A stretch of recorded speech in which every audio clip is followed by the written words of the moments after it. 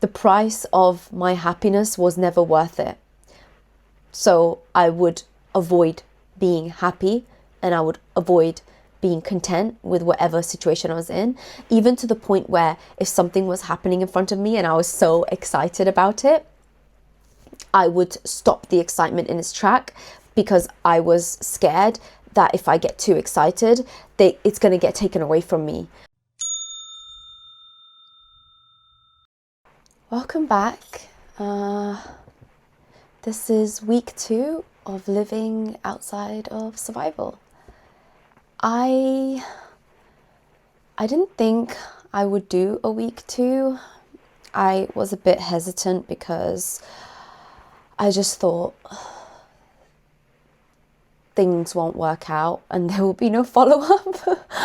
So I wasn't that confident on doing another weekly update, but surprisingly things changed quite significantly over this past week. So I have an actual update and something I do want to share, and something that's not, me just struggling, because the one I did last week was so clearly emotional and I was in the midst of it, so you could really see my struggle and my comprehension of my situation, and the reflection of everything that had happened was quite raw. So this past week I thought 7 days can't make that much of a difference, but they really have. I've just started to notice little moments in how I've been this past week which have surprised me, and they're not huge, but to me they feel significant. So the start of the week was a bit difficult. I did have 2 days where I was just working, and I don't want to attribute it to just I was focused on work, so I wasn't able to do anything else. It was more so that I felt like my body needed rest, and I was simply feeling like the weight of everything on me. So I just decided I'm going to just stop. I'm not going to do any of my creator like stuff, my social media stuff. I'm not going to do any other hobbies. I'm not going to try anything. I'm just going to give my body 2 days, and I'm so glad that I did that, because in the past I would not be able to do that. I would struggle to. I will find comfort in doing things because that is how my brain has, adapted itself. So when I'm not doing something, I feel that something is wrong. So I needed to actually give my body that rest that it deserved, instead of jumping onto something else, because that is the habit, that is the mechanism I've created to be able to survive and get through things. So I avoided doing that, and I actually gave myself rest, which was significant for me. I did cry a lot in those 2 days, because my mind was just pushing me and urging me to just get up and do something. Like it felt like I was wasting time. I didn't deserve to just sit there and rest, but I was also trying to rewire that framing within myself, and I was telling myself, no, it's okay, you need to stop. This is not and I was telling myself, this is not what you agreed that you were going to do. You agreed to yourself that you will take the time and give your body that rest and give your mind that redirection, and not fall into those habits again. So you need to stick by that. So it was a lot of talking to myself, and it's a good thing I live on my own, because I just talk out loud to myself, and it was more like, Michelle, it's okay, you got this, let it go, just have the snack, go sit down, leave it. So yeah, it actually helped. In terms of things I wanted to get done this week, I mentioned in the previous video that I really wanted to be able to go outside, because I haven't ventured outside for myself, because I feel so much guilt and so much fear that when I return back to my place, I will just be coming back to the same old stress, anxiety, thoughts, situation. So I really wanted to push myself to go outside, and I managed to do it. I went to the park, which is, I know, going to be such a strange thing for people like listening to this, probably like, what? It's just the park, but it was huge. And what made it even bigger for me was that I did it without music in my ears. And I'm not sure if people are going to resonate with this, but I, having gone through the things I'd gone through this past year, started putting music in my ears when I'd go outside, because not because I just enjoyed the music, because I couldn't cope with being fully present in whatever situation I was in, whether it was just a nice situation where I'm around family or whether I'm out doing something cute, if I even did that. I just could not do anything without having music in my ears because I had so much anxiety. So for me to be outside in a park, and I was there for about 2 hours without music, and I'm not going to lie, I did take out my earphones several times. You know how like people who are addicted to smoking, or they can't come off smoking but they're trying, they hold something in their hand, they fidget with something, or they like open and close the box or something like that. It was like that with me. So I was opening and closing the case for my earphones, picking it up, putting it in my ear, and then stopping, picking it up, because I was so tempted to turn the music on, but I was forcing myself not to, and I was trying to make myself be present in the situation. So I managed to do it. I didn't put the music in my ears. I spent the entire 2 hours without music, listening to everything around me, the environment, and I was honestly shocked that I managed to do it, because I haven't done that for over a year now. I haven't been able to go outside without having some form of music in my ears to calm my nerves down. And the fact that I was able to do it in a public space with so many people around in a park was actually amazing. And during the time that I was doing it, I felt so uncomfortable, and I felt so sad because I was looking around, seeing people just being present in life, and I just thought, where has my life gone? Like, where have all these years gone where I thought I was present but I wasn't at all? I was escaping in my own mind from everything else around me. I dissociated so hard that I genuinely believed that that is how reality feels, and that is what being present is, when it wasn't the fact at all.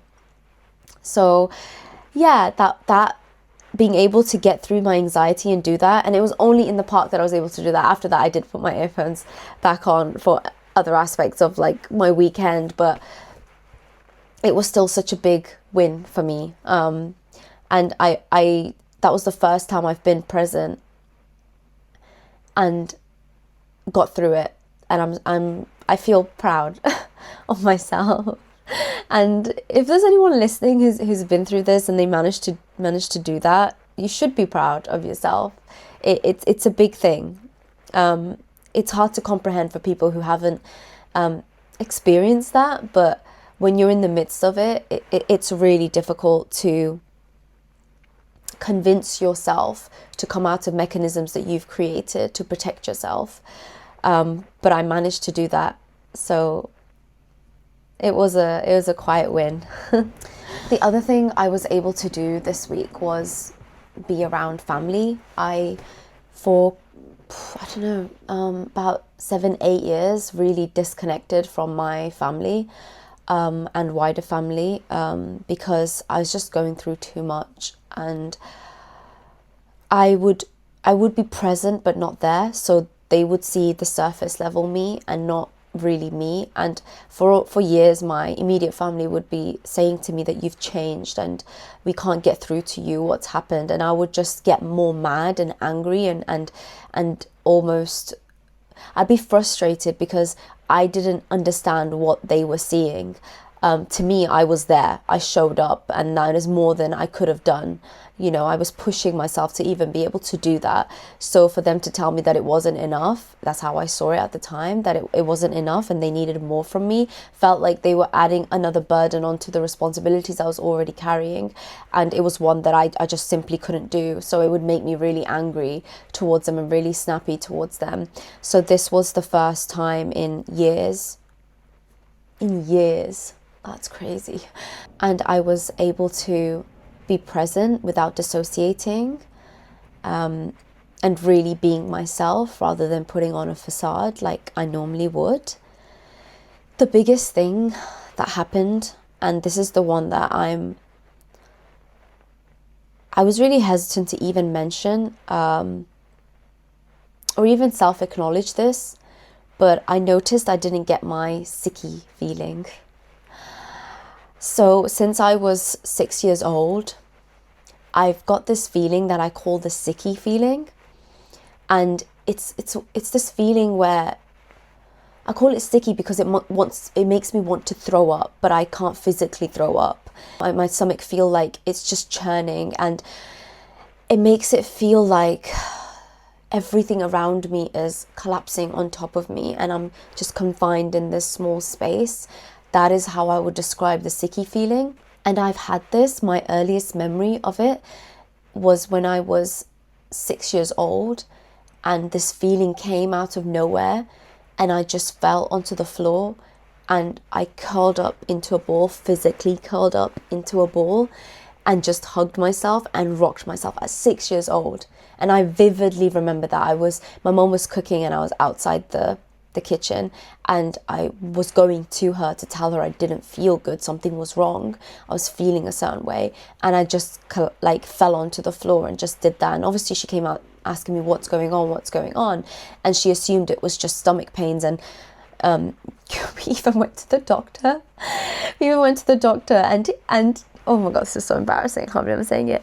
We went to the doctors and he was like, lift up your leg. Like after touching my stomach, he was like, it's a bit inflamed. He was like, lift up your leg. I lifted up my leg and I farted.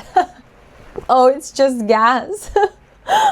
And so I just attributed that to, oh, that's what my sicky feeling was coming from, because I needed to fart. But when I got back home, it didn't leave. The sicky feeling didn't leave.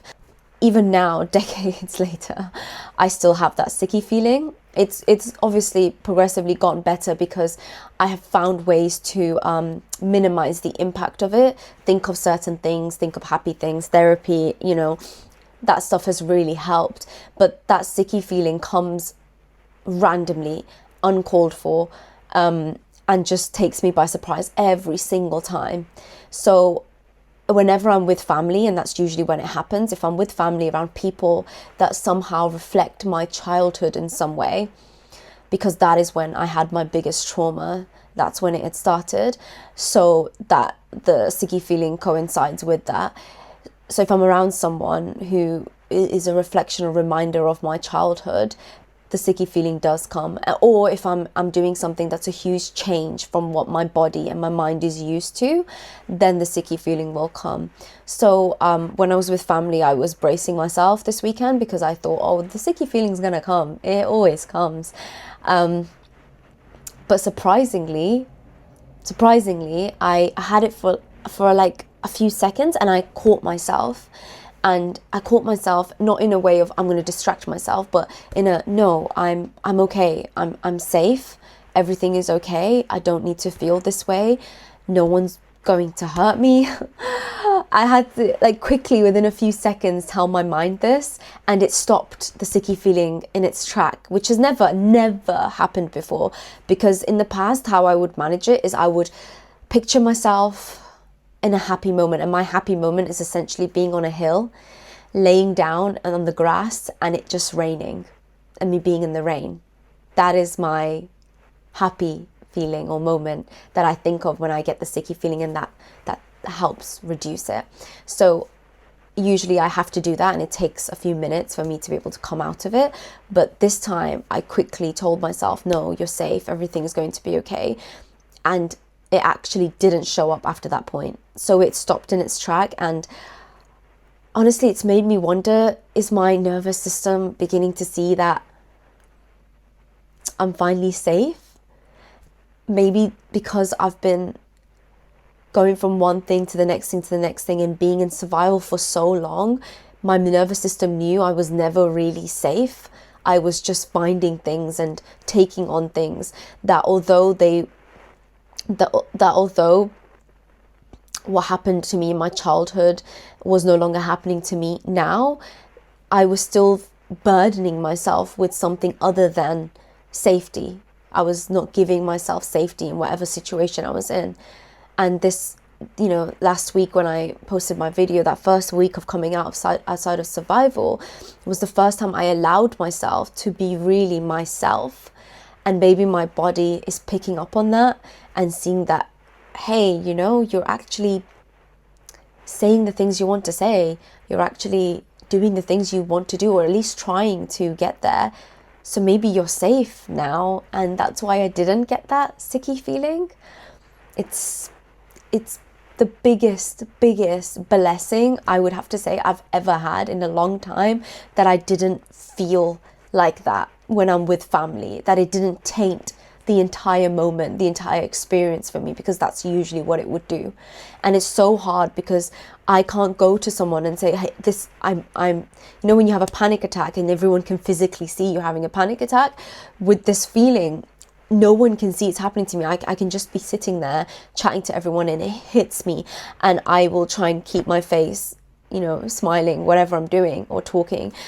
But I would be feeling it happening all inside of me, and no way of, expressing it or saying it. Just getting through it was the only way I could cope with it. And this is the first time I didn't get that. So yeah, I think somewhere my body is realizing that I'm okay. Having said that though, I've learned, and again, I think it's a mechanism that I've learned to not get ahead of myself. So if things are going better than I expected, or they're just simply okay for a few days, consistently okay, I've learned not to get ahead of myself with it, because I know for a fact that something is going to happen that's going to take all of that progress away, take it all away. I feel like a part of me has always now prepared for the worst. So if I'm having a week of nothing is jumping at me, trying to prevent me from being myself, or burden me with more responsibility, or pushing me back into my survival mentality, then something's not right here. That's the way I would think of it, right? So something's not right here. It's too good to be true. It's going to happen soon. I'm just waiting for it. And in the process of waiting for it, I've just taken away all the other positive things that are happening around me, and taken away all of the other progress that I already had made, and not recognized it because I'm so busy looking out for what's about to happen to me. So I'm not going to lie and say I didn't have those thoughts. I've had it. I even had it today, actually, and it was quite bad this morning, where I was thinking, this is too good to be true. I'm connecting with family. I'm not getting my sicky feeling when I'm with them. I went outside without music. I posted things I want to. I just thought, there has to be a stopping point, right? I have to pay the price. And that's how I've always seen it. For my happiness, for my contentment, I have to pay a price. And usually that price would be something that was not worth me being happy. That sounds really sad. But that's what it was. The price of my happiness was never worth it. So I would avoid being happy, and I would avoid being content with whatever situation I was in, even to the point where if something was happening in front of me and I was so excited about it, I would stop the excitement in its track, because I was scared that if I get too excited, it's going to get taken away from me. Or worse, I'm going to have to pay the price, and the price is going to be so much higher that I wish I never even had this excitement and happiness to begin with. So I still have that. I'm trying not to think like that. Maybe kind of pushing it aside. I don't have a really good way of approaching it right now. It's more pushing it to the back of my mind as much as possible, because that's the only way I feel like I can cope with it right now. But it's there. It's not as loud, but it's there. And I hope maybe as the weeks go on that I can slowly diminish it and I can be happy in my happiness. Wow, it's so strange to say that. I've never been happy in my own happiness. And I really want that for myself now. I don't want to live like that. So it would be amazing if I can one day say that I'm happy, that I am happy, if that makes sense. In the process of all of this, I've also been posting on TikTok, which I mentioned last week. And my TikTok, like, there are 6 followers. I don't have anyone on there. It's just me posting random crap. Maybe you get to see more of me just being myself on there. I think with my platform on YouTube, I'm talking about my deeper thoughts and my feelings and how I'm processing things. But with TikTok, it's just me doing random stuff. And I don't expect to be anything on there, but it was an amazing gateway for me to be feeling comfortable with being myself. Because once I got over the initial, not even cringe, this fear of embarrassment that, you know, maybe who I am, I'm not happy with, so I'm posting myself, and then I'll look back on it and just be embarrassed with myself. Not even that anyone else will say something, I will be, and I will shoot myself down. So to be able to get past that hurdle and be able to post whatever I want to post, even dancing videos, because I love to dance, but I've always just covered it.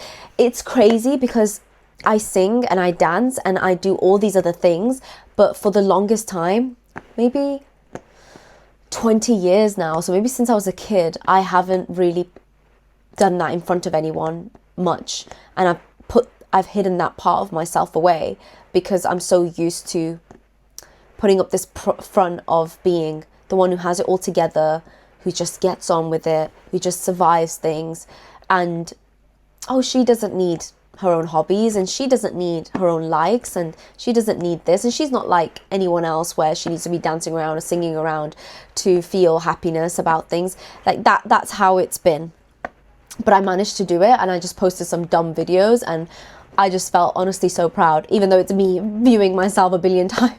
I think now I'm seeing progress as having different ways of presenting itself, because you would think, and this is usually how it goes, if you post on social media, the level of progress, or to see where you've got to, is to measure it against the likes you have and the followers you have and the people that interact with you. That is like the usual way to process things. Same with career, same with anything else in your life, to be honest. Those are the measuring sticks we have. But for the first time, I'm seeing progress as something different for myself.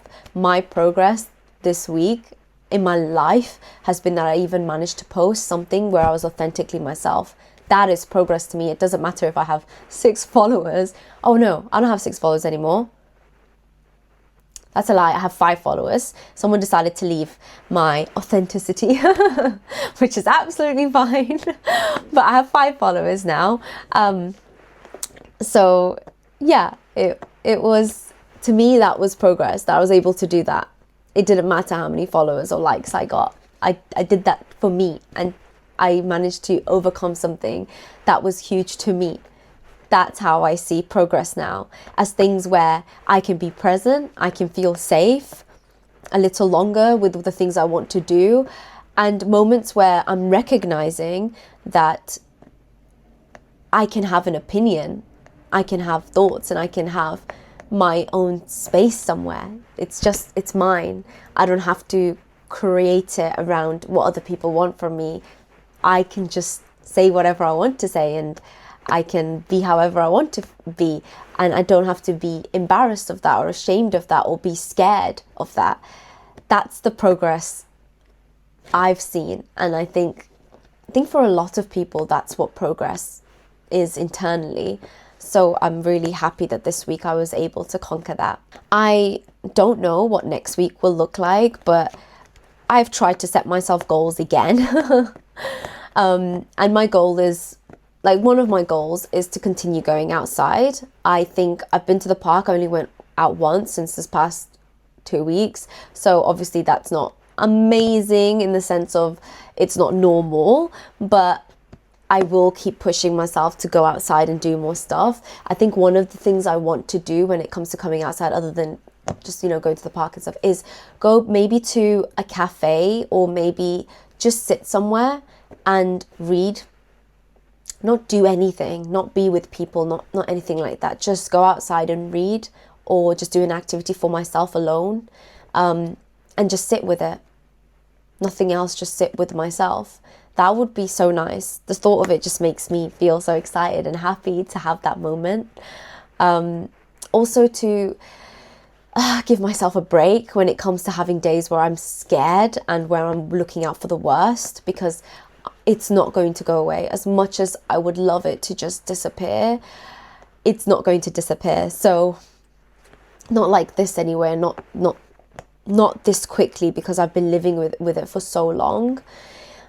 So just let myself feel that, and let myself feel, or console myself, that I don't need to feel guilty, because the biggest thing I've been having this past week is constant guilt that I'm posting online. I've not really told family and friends. I'm talking about my feelings. I'm sharing personal stuff.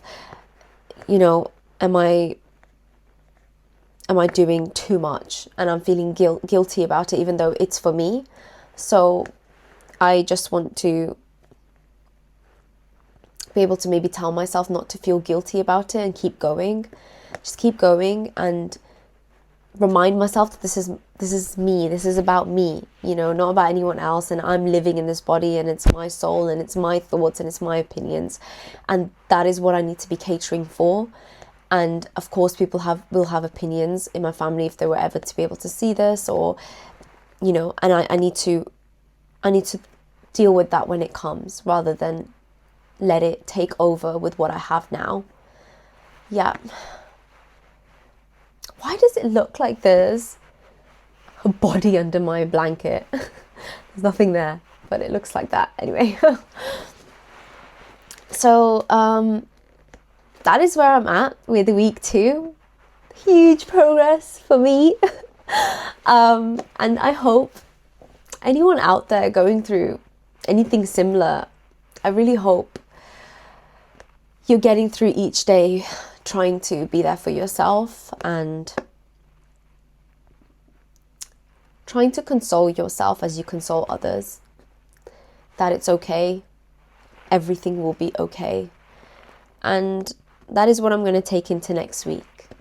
And let's see how it goes.